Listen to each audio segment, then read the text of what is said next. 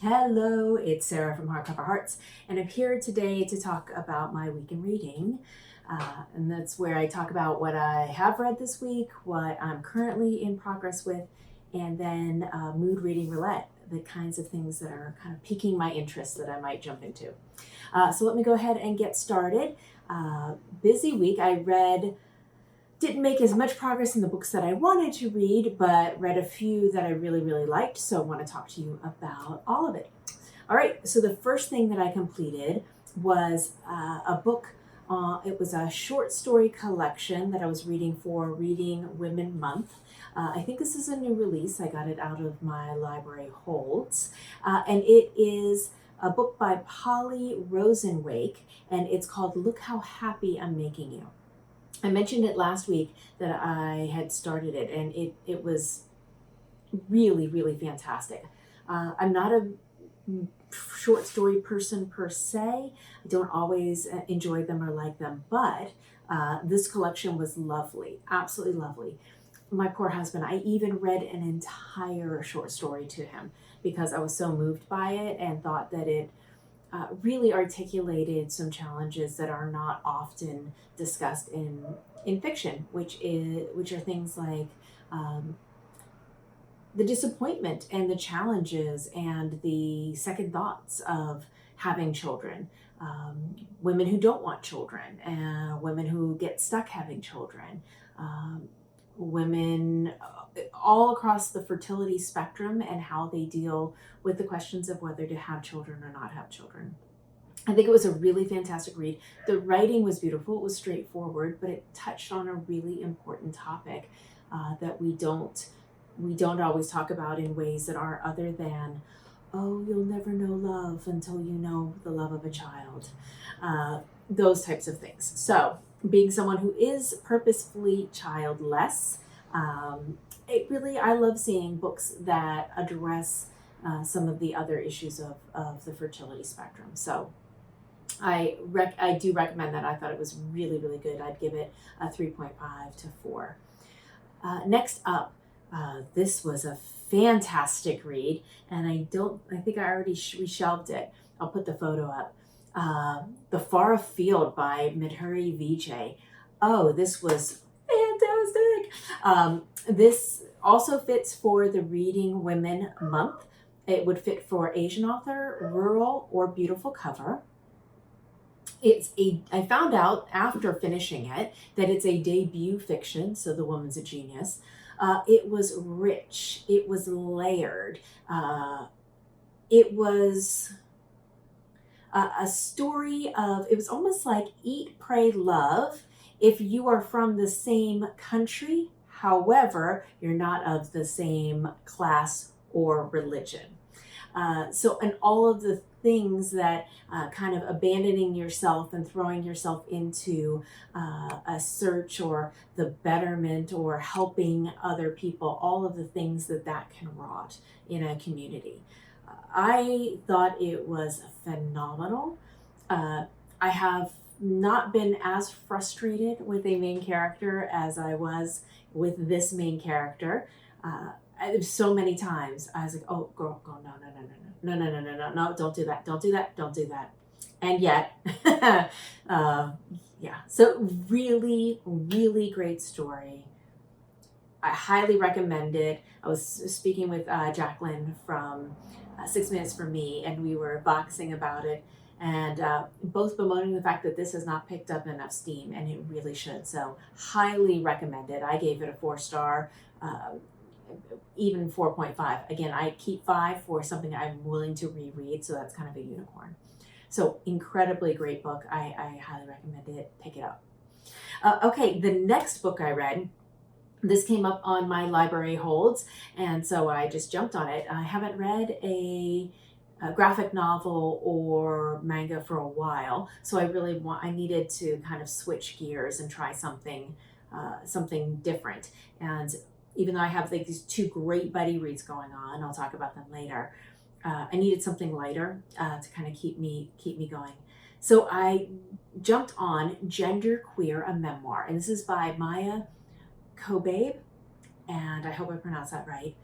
And Maia is transgendered, and this is ear version of a memoir of the transition, and E goes by the pronouns E, ear, and im.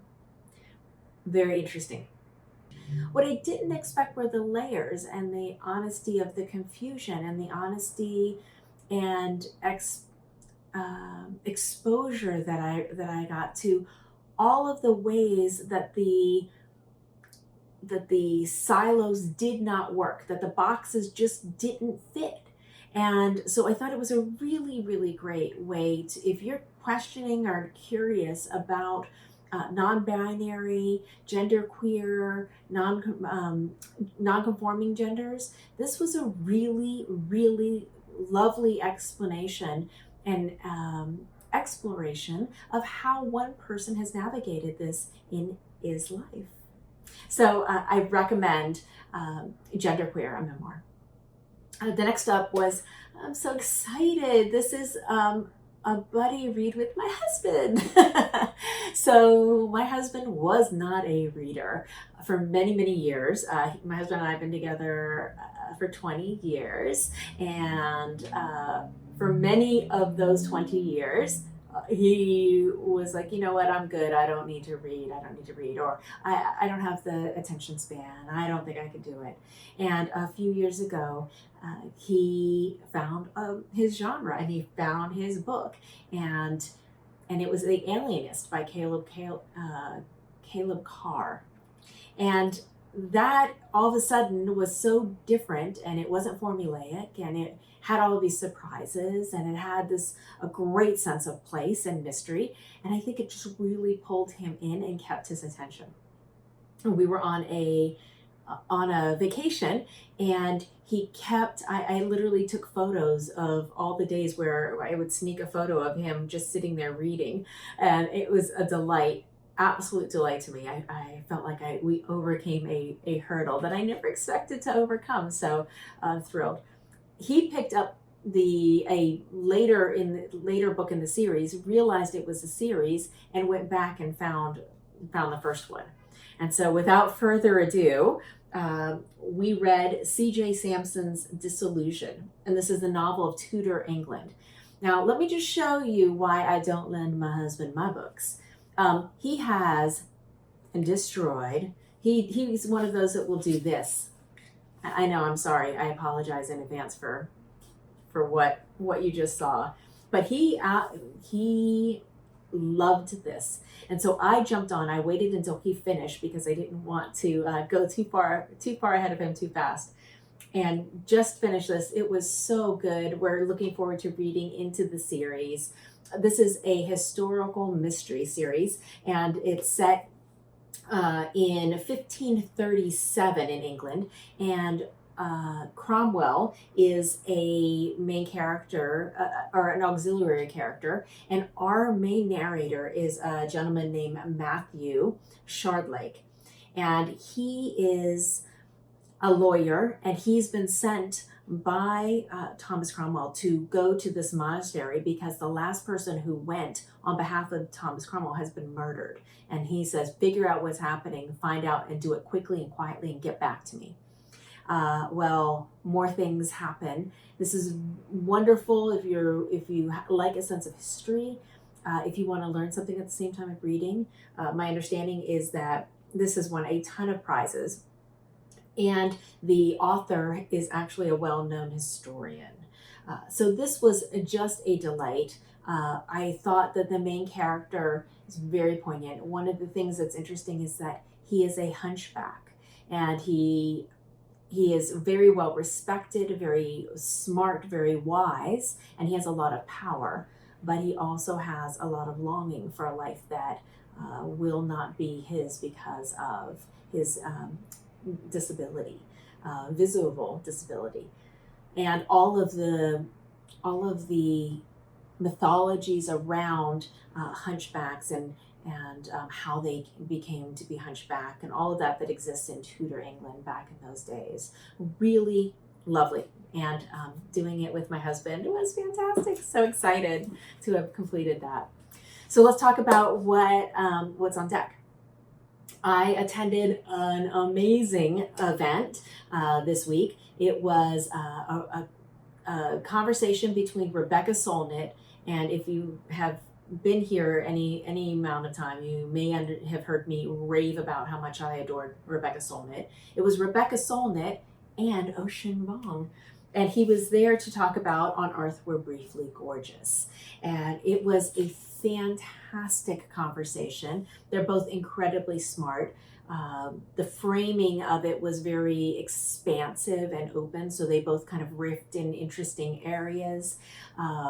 Really impressed by number one, how packed Green Apple in the park was. I have seen so many events there, and I have never seen it packed to that capacity. And so many young Asian and queer members of the community were there, and they were so engaged and just so excited to be seeing Ocean and hearing his thoughts. So that was sublime. Another fantastic thing was that my photo that I took actually was reused by Green Apple in the Park, and then they put it in their newsletter because I was able to catch a moment of laughter between Ocean, Rebecca, and the audience. So I was really thrilled with that. And so, but that just reminded me that I have a Rebecca Solnit book that I need to read for the Reading Women Month. I need to do feminism. And let's be real, the chance for me, the opportunity of me to finish this when I'm still on 5% in the month of June, when I'm also about to get ready to go on vacation, is minimal at best. So I grabbed the Mother of All Questions from the library and am flying through that. Rebecca Solnit is so spot on, so smart, such a great writer. I really enjoy her essays tremendously, and I like what she says about how she links activism, feminism, ecology. All of these things are all in one. She has a great voice, and her Facebook is something to follow if you are on that platform. So I grabbed Mother of All Questions. I'm reading that. I decided to come back to On Earth We're Briefly Gorgeous. I had kind of put it down because I had other things I needed to focus on. I'm going to come back to this, even though there's some pieces that are not working for me. Maybe it'll wrap up well. I see a lot. This is very polarizing for many people. I know Sean was on this pretty quickly, but I know that there are others that really are excited by it. So we'll see. So I'm going to continue through that. I'm also still, bless, I have absolutely the best buddy readers, partners that I'm doing this with this time around, because it's been I haven't been able to stay to the schedule per se for multiple reasons on both ends. But I'm continuing with The Leopard by Guiseppe di Lampedusa, and so impressed with this. It reads so modern. There's so much in here. If you really love to play with symbolism and to do deep, slow reading, this is a great one to check out. And then I'm also making progress where we have the last book of the Quincunx. I'm here to tell you, this is a chunkster, but it is worth it. It is worth it. My friend who I was sitting with when she finished this and gave me one of the thinking of, oh, maybe I should look for it. She came with me to the Ocean Vuong and Rebecca Solnit event. And I double checked with her. I said, this is not going to ruin me for books, right? This is going to end in a way that I'm not going to throw it across my living room. And she said, no, it ends in a perfect way. She made her want to go back immediately and reread everything because it all pulled itself together. So delighted, cannot wait, because it's so much fun. And then, and I'm going to continue through the Adrienne Rich book. Now, let me talk really quickly about my Mood Reading Roulette. There are some things that are out there that I'm getting really excited about, specifically that came in through my library hold that I might jump on. The first one is Underland by Robert McFarlane. So I'm hearing so many things about this, and I am kicking myself, absolutely kicking myself. Rebecca Solnit did a conversation with Robert McFarlane at Point Reyes, and I didn't go because it's a little further and all these other reasons. And I just wish I had gone because I hear it was phenomenal. Really, I'm hearing beautiful things, that the writing is remarkable. I'm hearing it being compared to the Overstory. So Underland Overstory. It's ecological, nature, atmospheric, beautiful, like soul enriching kind of writing. So I'm here for that. Sounds great. I might pick that up. Another one came in that I'm very excited about, and this is Death in Kew Gardens. This is by Jennifer Ashley. So I read this off of seeing it on Bookstagram, and what the woman said that teed me up, and I said, oh, that sounds great. She said that the main character is a cook in these big and fancy houses, and there's so much attention to the detail of what it means to be in the servant class, and the meals and the preparation and all of that. And I thought, oh, that sounds lovely, because in a lot of these books you don't get that type of richness. It's more about the plot or the characters and all that. So I checked it out. This is the third in the series. I really enjoyed the last two. I thought they were fun romps in historical mysteries, and so I might jump on that because I could probably knock it out quickly. The next is something I've been meaning to read for a very long time, and it is 13 Ways of Looking by Colin McCann. And I've heard so many good things about this. It's on lists everywhere, and so I might jump on that. We'll see. And then brand new, I think I might even be the first, because I think it just came out this week. In West Mills by Deshaun Charles Winslow. So I kept seeing this all over Bookstagram about its release. I've heard some people say that the main character is very similar to the main character of Their Eyes Were Watching God, which I just absolutely loved. So I'm here for a fiercely independent woman. So I might grab that. So that's it.